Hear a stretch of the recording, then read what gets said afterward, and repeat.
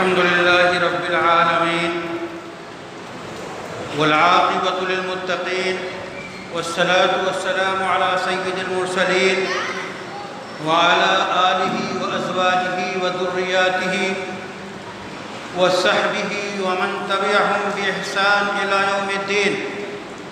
أعوذ بالله من الشيطان الرجيم. بسم الله الرحمن الرحيم. جعلنا نومکم سباتا. حضرات گرامی، اللہ تعالیٰ نے اپنی جن قدرتوں اور نشانیوں کا ذکر کیا ہے انہی میں سے ایک ہے نیند.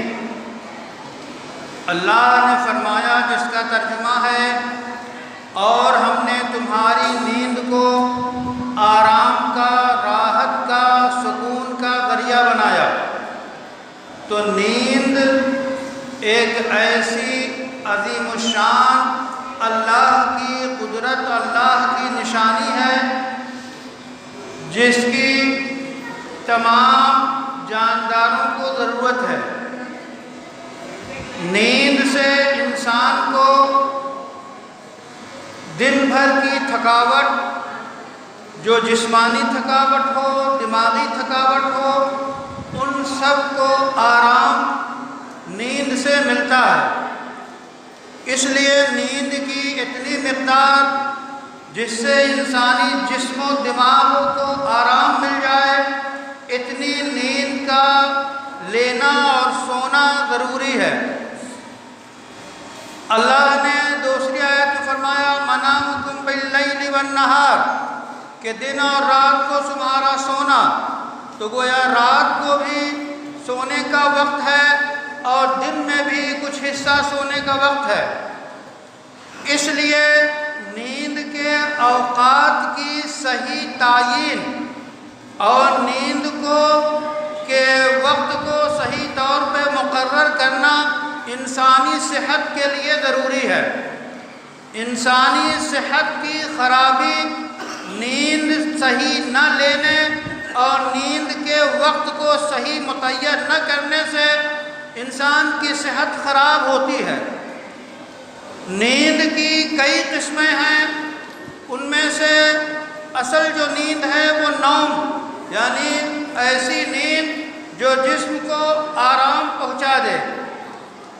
اور نیند کی ابتدائی قسم جو ہے وہ سنہ ہے. لا تأخذوا سنة ولا نوم، ہلکی سی اونگ. نیند کی ایک قسم ہے نعاس، یعنی ایسا اچانک اونگ طاری ہو جانا. اطباء لکھتے ہیں کہ جسم کی تھکاوٹ ہو، دماغی تھکاوٹ ہو اور ذرا سا غنودگی طاری ہو جائے تو یہ انسان کو چاق چوبند کر دیتی ہے. تو ہلکی غنودگی یا اونگ یا پھر نیند، اور نیند ایسی نیند جو آرام کا ذریعہ بنے. رسول اللہ صلی اللہ علیہ وسلم نے مختلف فرامین میں، جس کی روایت بخاری اور مسلم میں موجود ہے، یہ حکم دیا ہے کہ عشاء سے پہلے نہ سو اور عشاء کے بعد سو جاؤ. عشاء سے پہلے نہ سونا اس لیے منع ہے کہ عشاء کی نماز فوت ہو جائے گی جو فرض ہے. تو عشاء تک جاگنا ضروری ہے، اور عشاء کے بعد بیدار رہنا نہیں چاہیے، بلکہ بیدار رہنے سے رسول اللہ صلی اللہ علیہ وسلم نے روکا ہے. عرب کا ماحول یہ ہوتا، چاندنی رات ہوتی، لوگ جو ہے بیٹھ جاتے اور دور چلتا، قصہ گوئی ہوتی، کہانیاں سنائی جاتی اور رات کا کافی حصہ بیت جاتا اس چاندنے میں. تو آپ صلی اللہ علیہ وسلم نے نہا رسول اللہ صلی اللہ علیہ وسلم عن السمر بعد العشاء، عشاء کے بعد قصہ گوئی سے آپ نے منع کر دیا. ایسی قصہ گوئی جس میں کوئی فائدہ نہ ہو، وہ بیہودہ ہو، کوئی کارآمد نہ ہو، اس سے آپ نے منع کر دیا. تو عشاء کے بعد اصل وقت ہے سو جانے کا. سویرے سونا اور سویرے اٹھنا یہ جو ہے انسان کی صحت کے لیے مفید ہے۔ سویرے سوئیں سویرے اٹھیں۔ سویرے سونے کا مطلب یہ ہے کہ عشاء کے بعد، الا یہ کہ وہ لوگ جو کسی ڈیوٹی پہ ہیں، کسی تحقیقی اور علمی مہم میں ہیں، جو مطالعے میں ہیں، جو اسکالرس ہیں، ریسرچ کر رہے ہیں، ان کے لیے مزید کچھ اوقات اپنے حساب سے وہ متعین کریں، ورنہ حقیقت یہ ہے کہ انسانی صحت کے لیے عشاء بعد سو جانا یہی سب سے زیادہ مفید ہے۔ اندھیرے منہ اٹھنا اور سویرے سو جانا، یہ بڑوں سے ہمیشہ ہم یہی سنتے آئے ہیں، خود رسول اللہ نے اس کی تاکید کی ہے۔ آج کے دور میں ہم دیکھیں کہ ہمارے نوجوان اور ہمارے گھرانے کے لوگ رات کو کس طرح بتاتے ہیں۔ آج دیر تک جاگنا ایک فیشن بن چکا ہے۔ آج موبائل، لیپ ٹاپ اور دیگر ذرائع، ان کے ذریعہ ایک سے ایک اسٹوری اور ایک سے ایک جو ہے ویڈیوز دیکھتے رہتے ہیں، اور جو ہے کبھی 2 بج گئے، کبھی 1 بج گیا، 12 کے بعد بہت سے بیچارے نوجوان گلی میں اور کوٹوں پہ بیٹھے جو ہے اجتماعی طور پہ موبائل میں گیم کھیلتے رہتے ہیں، رات کی کافی دیر ہو جاتی ہے۔ تو یہ چیز آپ کی صحت کے لیے مفید نہیں ہے بلکہ مضر ہے۔ رسول اللہ نے اسی لیے روکا ہے تاکہ آپ کو فائدہ پہنچے، آپ صحت مند رہیں، آپ توانا رہیں، آپ طاقتور رہیں، آپ جسمانی طور پہ اور دماغی طور پہ مطمئن رہیں اور پرسکون رہیں، تاکہ نیند لینے کے بعد آپ تر و تازہ ہوں اور پھر اپنے کام کر سکیں۔ یہی وجہ ہے کہ رسول اللہ صلی اللہ علیہ وسلم نے دعا سکھائی ہے، اللہم بسمک اموت و احیا۔ سونے کی دعا ہے، سونے سے پہلے کی، کہ اللہ میں آپ ہی کے نام سے جاگتا ہوں اور آپ ہی کے نام سے سوتا ہوں، آپ ہی کے نام سے مرتا ہوں، آپ ہی کے نام سے جیتا ہوں۔ تو نیند گویا بہن ہے موت کی۔ اسی واسطے قرآن میں ہے کہ بہت سے لوگ ہیں کہ اللہ ان کی روحوں کو رات میں لے جاتا ہے، کچھ لوگوں کی واپس آ جاتی ہے اور کچھ لوگوں کی واپس نہیں آتی ہے، وہ بستر پہ مرے رہتے ہیں۔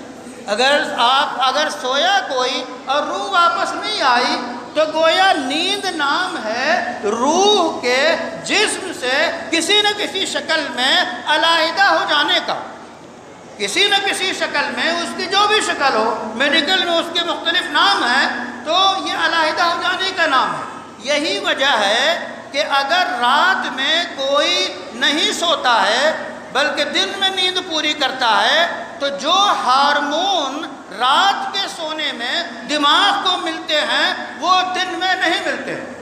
اس واسطے رات کی نیند ہی جو ہے وہ آپ کے لیے صحت بخش ہے اور مفید ہے، اور اسی سے انسان توانائی حاصل کرتا ہے۔ تو اللہ کے رسول نے باقاعدہ یاد دلا دیا یہ دعا سکھا کے کہ اللہم بسمک اموت و احیا۔ بخاری اور مسلم میں یہ دعا موجود ہے، ہماری زبانوں پہ اللہ کا فضل ہے۔ بیشتر بچوں کو چونکہ مکتب میں دعا سکھائی جاتی ہے اس لیے یہ دعا سب کو یاد ہے۔ اسی طرح اٹھنے کی دعا ہے، الحمدللہ الذی احیانا بعد ما اماتنا والیہ النشور، کہ اے اللہ، تعریف اللہ کی جس نے ہم کو جگایا، یعنی گویا ایک طرح کے مرنے کے بعد زندہ کیا۔ ہم گویا سو چکے تھے، گویا مر چکے تھے، اور ہمیں اسی کے پاس لوٹ کے جانا ہے۔ تو زندگی اور موت کی یاد سونے سے پہلے بھی دلائی جا رہی ہے اور سو کر اٹھنے کے بعد بھی دلائی جا رہی ہے، تاکہ نیند کو آپ ایک عظیم نعمت سمجھ کے اس کا صحیح استعمال کریں۔ تو یہ دعا پڑھنی چاہیے۔